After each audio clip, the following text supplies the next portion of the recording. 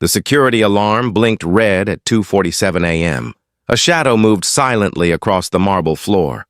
A small hand reached up toward the kitchen counter. Trembling, desperate, and just as the fingers touched the edge of a loaf of bread, a deep voice thundered, "What do you think you're doing?"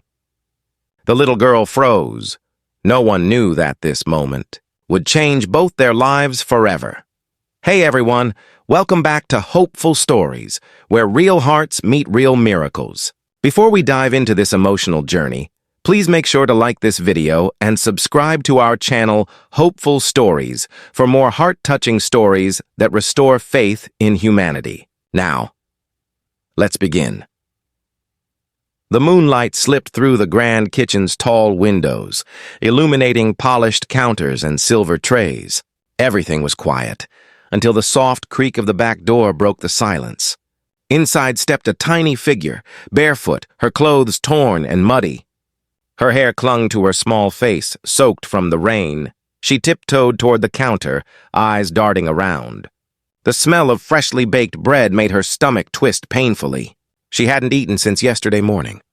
Slowly, she reached for a loaf. Then came the voice, low, stern, commanding, "Stop right there!" The loaf dropped from her shaking hands. From the shadows emerged a tall man in a black robe, his face half hidden by the dim light. He was Ethan Reeves, a 48-year-old billionaire known for his ruthless business empire. To the world, he was heartless, a man who built an empire from steel and sweat but forgot what kindness meant. "What are you doing in my house?" Ethan's voice was sharp.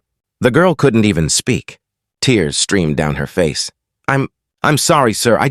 I was hungry," she whispered, voice trembling like a leaf. Ethan frowned. "Hungry? So you break into a millionaire's house to steal?" She shook her head. "I didn't mean to. I just saw the lights off and the door open. I thought, maybe I could take something and leave." For a moment, Ethan's anger softened. He noticed how thin she was, her knees scraped, her small hands trembling. "Where are your parents?" he asked. The girl looked down. "I don't know. Mama got sick last month. They took her away. They said she wouldn't come back."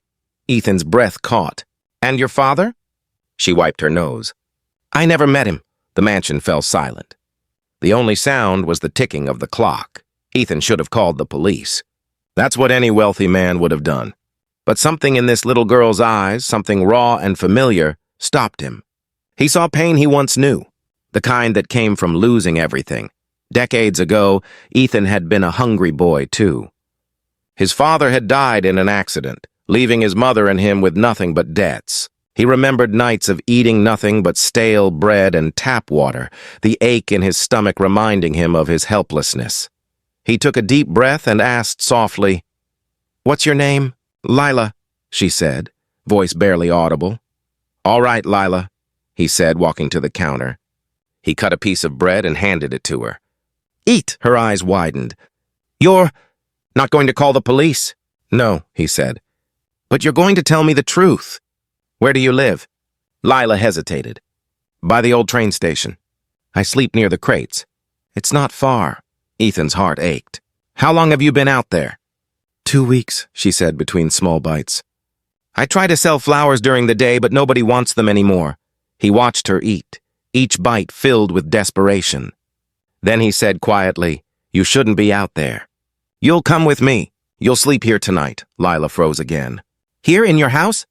"Yes, you're not safe out there." That night, Ethan prepared a small guest room. He brought her warm clothes, soup, and a blanket that smelled faintly of lavender. Lila couldn't remember the last time she had felt warmth like that. Before she fell asleep, she whispered, "Thank you, mister." Ethan didn't reply. He stood by the door for a moment, looking at her, then closed the light. What he didn't know was that this little girl had just opened the part of his heart he'd kept locked for decades. If you're feeling touched by Lila and Ethan's story so far, take a moment to like this video and subscribe to Hopeful Stories. Your support helps us share more stories that prove kindness can still change lives. Morning sunlight filtered through the curtains. The smell of coffee filled the mansion. Ethan sat by the kitchen table, staring at the security footage from last night. Lila appeared on the screen, tiny, fragile. yet brave enough to break into a mansion just to survive. When she came downstairs, she looked cleaner, wearing one of Ethan's oversized shirts that nearly reached her knees. She smiled shyly. "Good morning." "Morning," he said. "Did you sleep well?" She nodded. It was like sleeping in a cloud. Ethan chuckled softly, something he hadn't done in years. Over breakfast, she told him about her mother, how she used to sing lullabies and bake small loaves of bread that filled their little home with warmth. After her mother's passing, Lila had wandered from shelter to shelter, surviving on scraps and courage. Ethan listened quietly, something shifting inside him. He realized that all his money, his luxury, his empire, none of it had filled the emptiness he felt. But this little girl's laughter, even in the face of loss, was teaching him something money never could. Hope. Days turned into weeks. Ethan hired tutors for Lila, made sure she had everything she needed. The mansion, once silent and cold, now echoed with laughter and tiny footsteps, but the world soon began to talk. The media found out the stone-hearted billionaire had taken in an orphaned girl. Reporters swarmed his gates, questioning his motives. When asked why, Ethan simply said, "Because she reminded me what it means to be human."